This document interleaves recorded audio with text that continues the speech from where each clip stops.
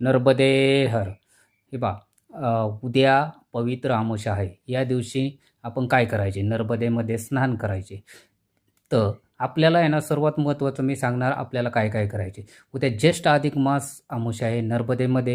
नर्मदे हर हे पवित्र असं आहे ना, आपण जप करून नर्मदे स्नान करायचे, जप करून.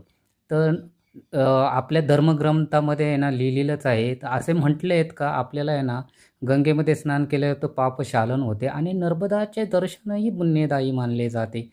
अमावस्या अमावस्यामधले नर्मदा म्हणजे स्नानी फलदायी पण मानले जाते आणि पवित्र अधिक मास अमावस्या आहे. त्या दिवशी आपण काय करावे हेही महत्त्वाचे आहे, ते पण सांगणार आहे आपल्याला.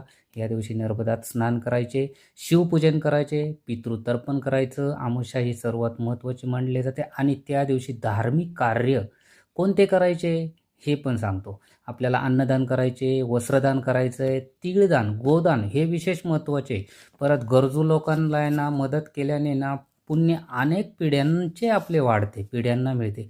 या दिवशी धार्मिक कार्यामुळे घरात सुख आणि सुख शांती, धार्मिक कार्यामुळे ना या दिवशी आपल्याला आहे ना सुख शांती मिळते.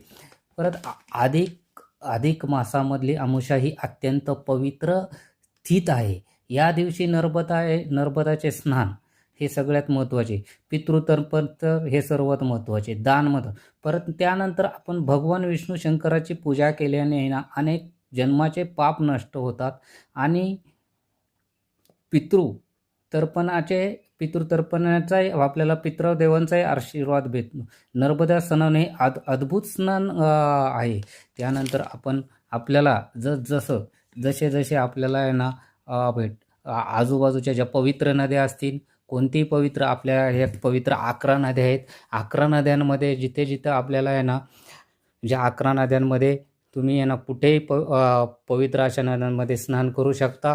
कारण आपल्या आजूबाजूला 11 नद्या आहेत पवित्र अशा. त्या ठिकाणी आहे ना आपण स्नान करू शकता आणि पितृतर्पण करू शकता. या दिवशी पितृतर्पण